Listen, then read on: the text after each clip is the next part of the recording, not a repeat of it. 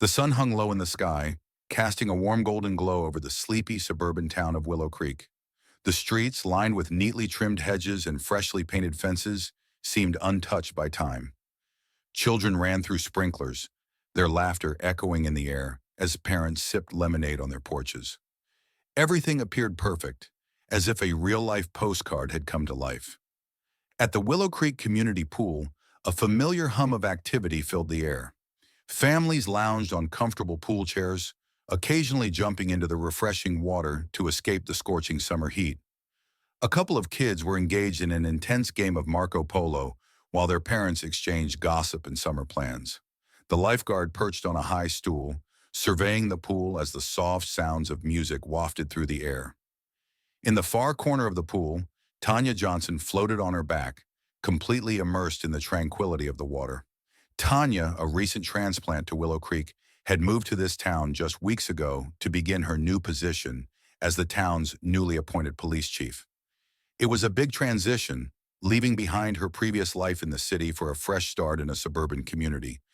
But despite the challenges that came with her new position, Tanya found herself drawn to moments like this. Moments of peace, where the only thing that mattered was her connection to the water and the brief respite it offered from the stresses of leadership. She had always been an advocate for community policing, believing that the best way to serve and protect was through building genuine relationships with the people she served. Her vision for Willow Creek was one of transparency, mutual respect, and above all, inclusion. Tanya knew the road ahead would not be easy. She had inherited a police force with a complicated history, and many of the community's residents were wary of the changes she intended to bring. As she allowed herself to float and relax in the pool, Tanya couldn't help but wonder how she would make her mark in this seemingly perfect town. She wanted to prove herself as a capable leader, one who could unite the community and break down the walls that often separated law enforcement from the people they were meant to protect. Unbeknownst to her, however, the idyllic afternoon was about to take a dramatic turn. Across the pool, a woman named Linda Peterson watched Tanya closely.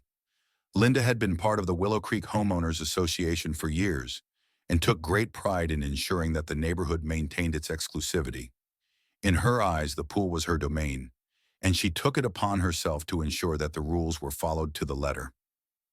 Linda Peterson had been watching the pool for a while now, carefully observing the families who entered, the children who splashed around, and the adults who lounged under the umbrellas. It was a job she'd taken on as part of her self-appointed role within the neighborhood, a role that gave her a sense of authority. The Homeowners Association had never officially given her the title of pool manager, but Linda operated as though she was in charge.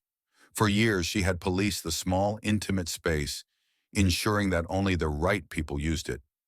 So when Tanya Johnson entered the pool area earlier that day, Linda immediately took notice. Tanya, though relaxed and calm in the water, was unfamiliar.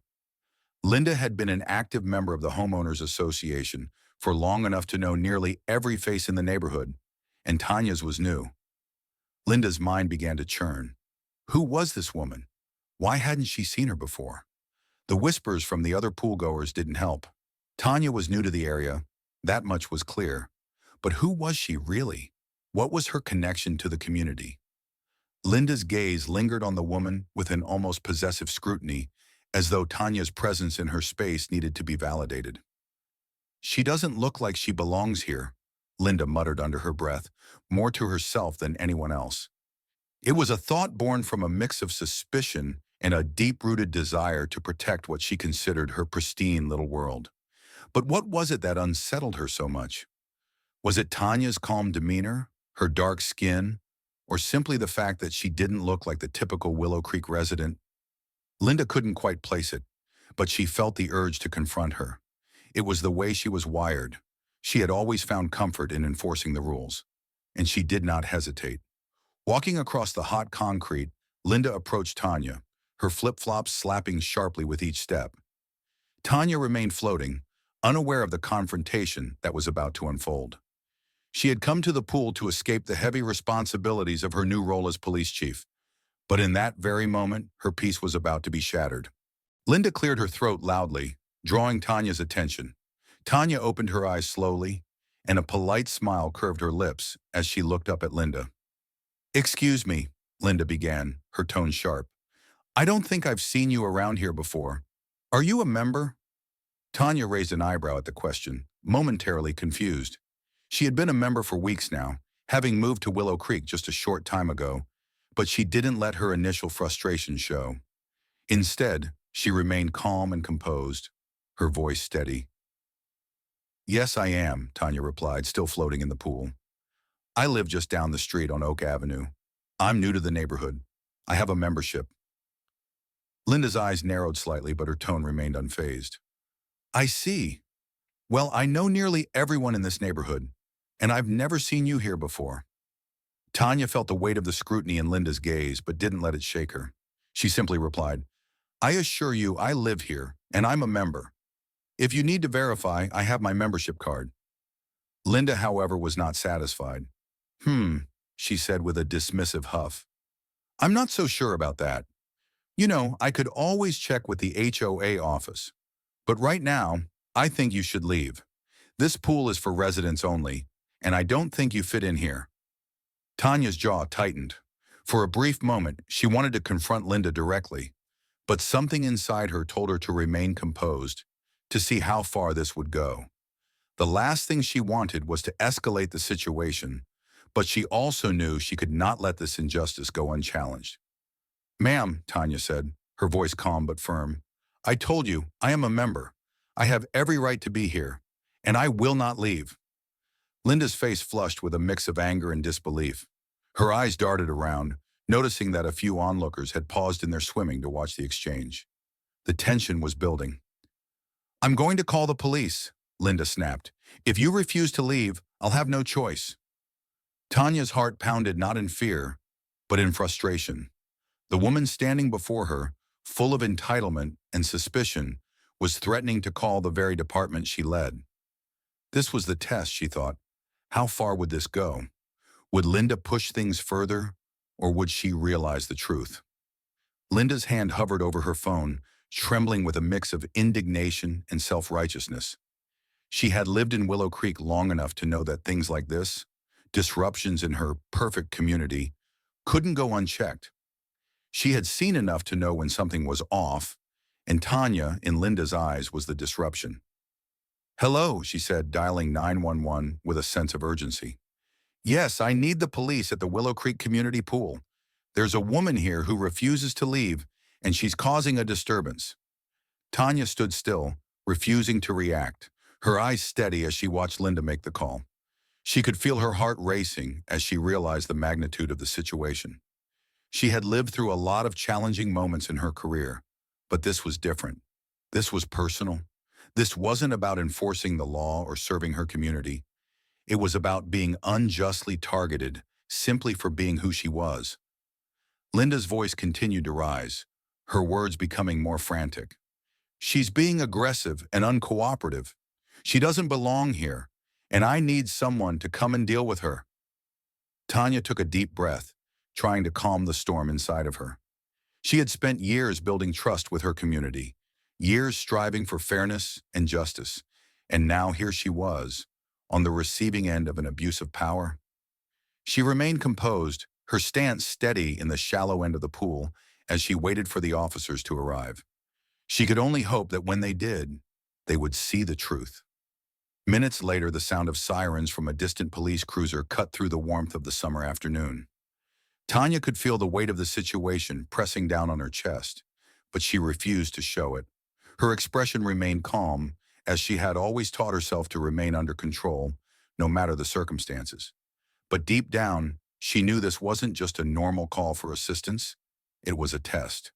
When Officer Brian Taylor and Officer Lisa Mitchell arrived at the pool, their faces were calm, almost bored. They had seen their fair share of calls, from minor disputes to more serious confrontations. But as they approached Linda, who was practically shaking with righteous indignation, they could tell this wasn't a simple misunderstanding. "Ma'am, what's the situation here?" Officer Taylor asked, looking first at Linda and then at Tanya, who was still standing in the pool, her arms folded. Linda rushed to explain. "This woman is trespassing. She's causing a disturbance. I've never seen her before, and she's refusing to leave. She's being aggressive. I think she should be removed immediately. Tanya's calm voice interrupted before Linda could continue. I'm a member of this pool, and I'm not trespassing. I live in this neighborhood, and I've had my membership for weeks. Officer Mitchell, a seasoned officer, studied Tanya for a moment before turning to Linda. Have you seen her membership card? She asked. Linda hesitated. Well, no. She just told me she has one, but she's not acting like she belongs here. Officer Mitchell turned to Tanya and nodded. Can you show us your membership card, ma'am? Tanya, knowing that she was in the right, simply nodded. Of course. My membership card is in my bag on the lounge chair. Officer Taylor stepped forward to retrieve the card. He wasn't particularly concerned, but something about the way Linda had raised the alarm made him cautious. He returned moments later holding the card, confirming its validity. This is her membership, Officer Taylor said. Everything checks out. Linda's face flushed a deep shade of crimson. She had hoped that the officers would take her side, that the power of the law would back her personal sense of control over the pool. But her hopes were dashed. She opened her mouth to argue, but Officer Mitchell stopped her with a sharp glance. Ma'am, it seems like this situation was a misunderstanding. We don't need to escalate it further. Tanya's eyes remained steady on Linda, her frustration bubbling beneath the surface. But she kept her voice level. I've already told you I'm a member, but you felt the need to call the police on me. You assumed something without even asking. This isn't just about the pool, Linda. This is about respect. Linda, flustered and realizing that the situation was slipping out of her control, took a step back. I wasn't thinking clearly, she stammered. I was just making sure the rules were followed. Officer Taylor gave Linda a firm but understanding look. We understand that, but this situation is about more than just rules. It's about how we treat each other as members of a community. Tanya's gaze remained steady. Exactly. How we treat each other. And what happens when someone is targeted unfairly because of assumptions, because of biases. I'm sure you wouldn't have called the police if I were someone else. The words hung in the air between them. Linda's face paled as the weight of Tanya's statement began to sink in. She had acted based on assumptions and a sense of entitlement. Her self-righteousness had led to an unnecessary conflict that was now spiraling out of control. Officer Mitchell looked at Linda and then at Tanya. We can't change what's happened, but what we can do is learn from it. It didn't take long for news of the incident to spread through the neighborhood. Social media was quick to pick up the viral story. Videos of the confrontation were shared, first from the few bystanders who had witnessed the scene, and later from those who had heard about it. In the span of hours, Tanya's experience at the pool became the talk of the town. People began to share their thoughts, some sympathetic, others critical of the way Linda had handled the situation. What if it had been someone else? One commenter asked. Would she have called the police so quickly? Would she have treated them the same way? The question lingered in the air, resonating with many who had experienced similar biases themselves. But even in the digital age, rumors and accusations spread quickly. Some residents supported Linda, claiming she was simply trying to ensure that the neighborhood's standards were upheld. Others, however, began to see a more insidious pattern in Linda's actions. One woman, Cynthia Lewis, who had witnessed Linda questioning an elderly couple of color at the local park months before, spoke out publicly. This isn't just about a pool, she wrote in a community Facebook group. It's about a pattern of prejudice. I've seen Linda target people before, questioning their right to be in spaces she considers her own. This has happened before. As more people came forward, the full extent of Linda's behavior began to unravel. Residents who had previously been silent about Linda's actions found the courage to speak out. Others quietly rallied behind Tanya, showing their support for her calm handling of the situation. Within days, the once cozy neighborhood pool was no longer a place of leisure. It was ground zero for a community reckoning. Tanya knew that the confrontation at the pool had left more than just a stain on her afternoon.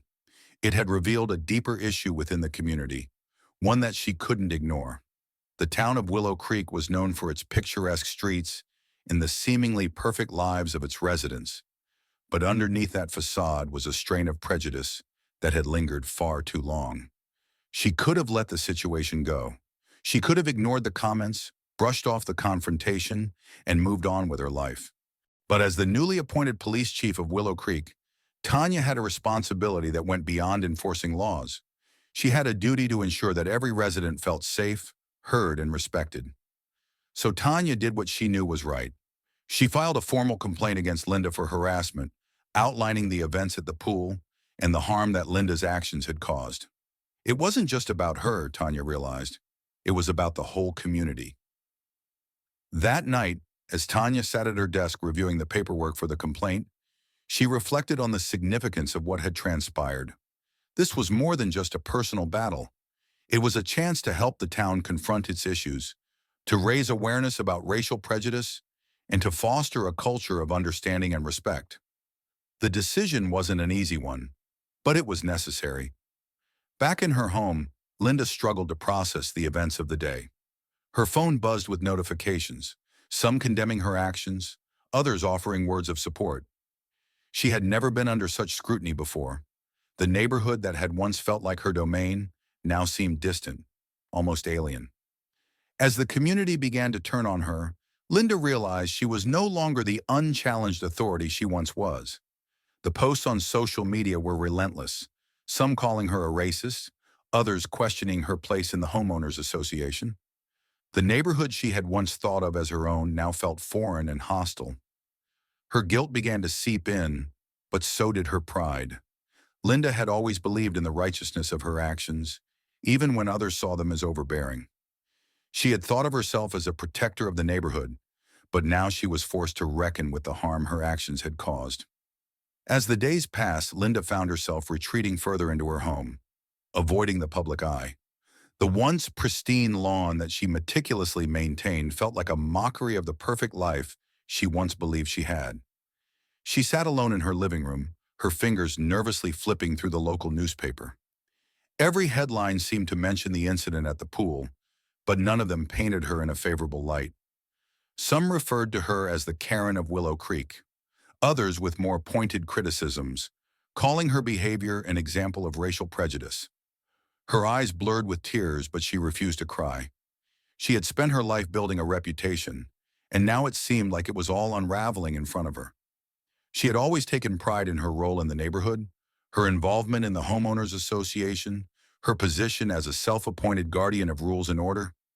Yet now, with the weight of the community's disapproval pressing down on her, Linda realized she had been clinging to a sense of authority that wasn't earned, but rather imposed on others. The nagging voice of self-doubt crept in. How did I get here? She had always considered herself a good person, protective, diligent, well-meaning. But now the more she reflected on the events, the more she recognized the truth. Her actions were not just about ensuring the neighborhood's security, they were about control. They were about asserting dominance in a way that excluded those who didn't fit her ideal image of who belonged. And her inability to see the flaw in her approach was a blind spot she could no longer ignore. Linda knew she needed to face Tanya. The moment had to come. But where would she begin? How could she make this right? She decided to go to the police department to speak with Tanya directly, face to face. Linda thought about the conversation they would have, trying to find the words to apologize. But something told her it wasn't going to be that simple. The day Linda walked into the Willow Creek Police Department was unlike any she had experienced before. The building, once a place where she had always felt safe and removed from the chaos of daily life, now felt foreign. She walked through the doors with a mix of trepidation and resolve. The staff behind the front desk gave her a polite nod as she made her way down the hallway toward Tanya's office.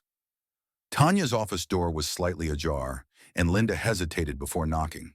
She had never imagined herself in this position, the one coming to apologize, the one seeking redemption.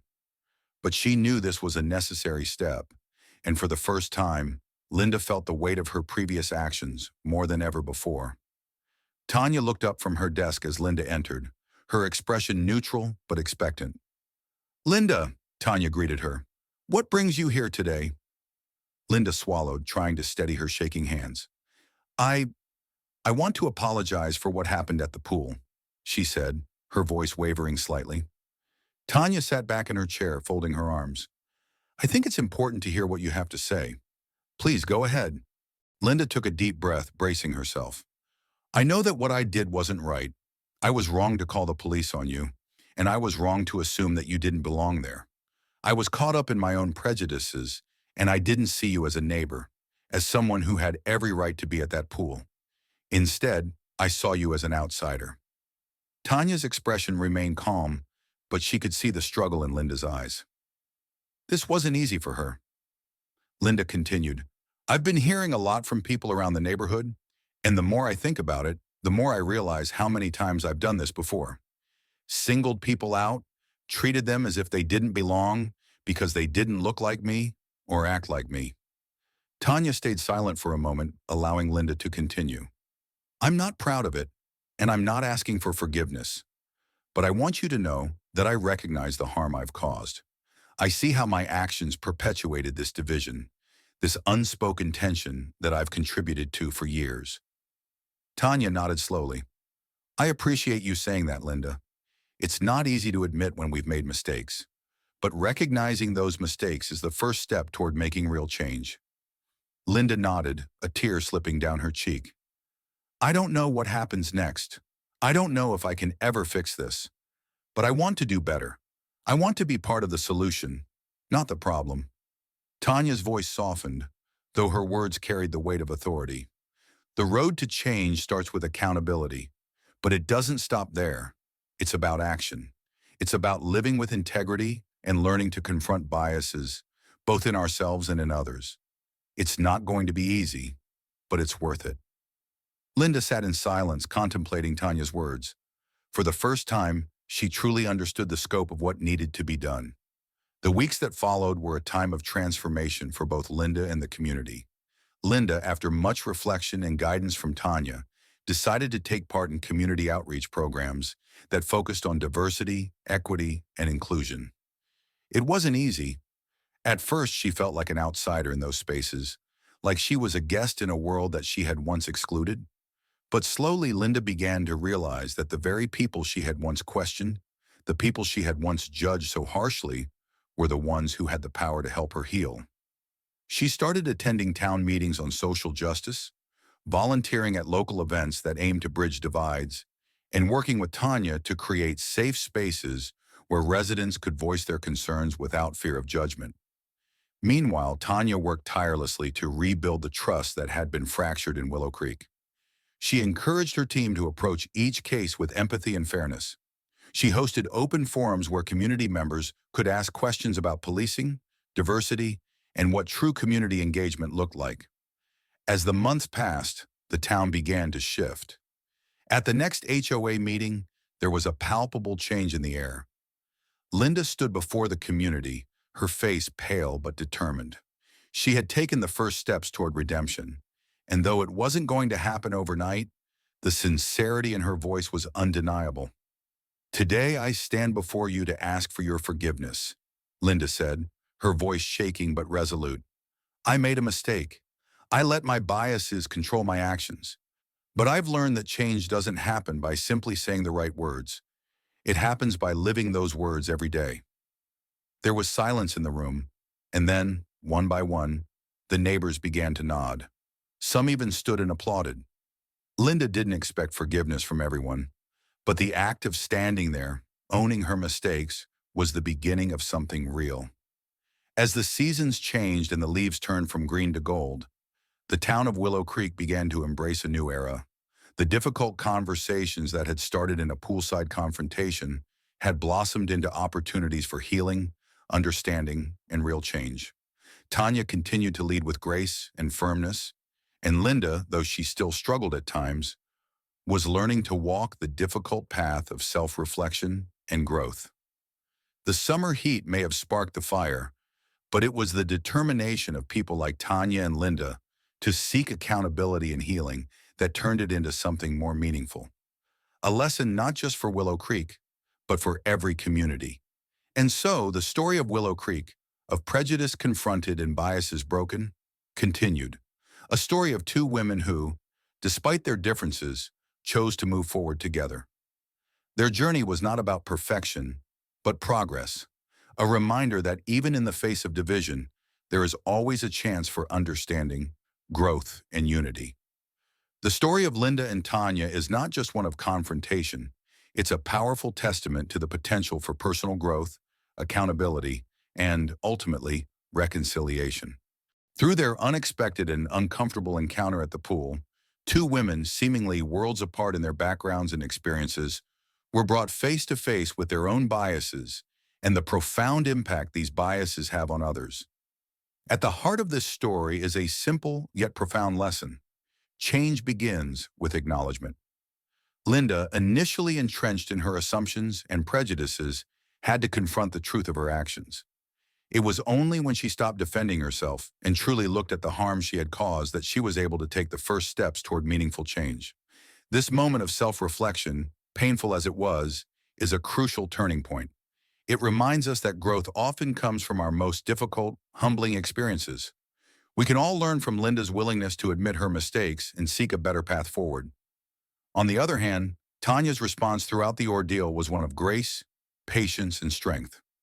Tanya did not allow herself to be driven by anger or frustration.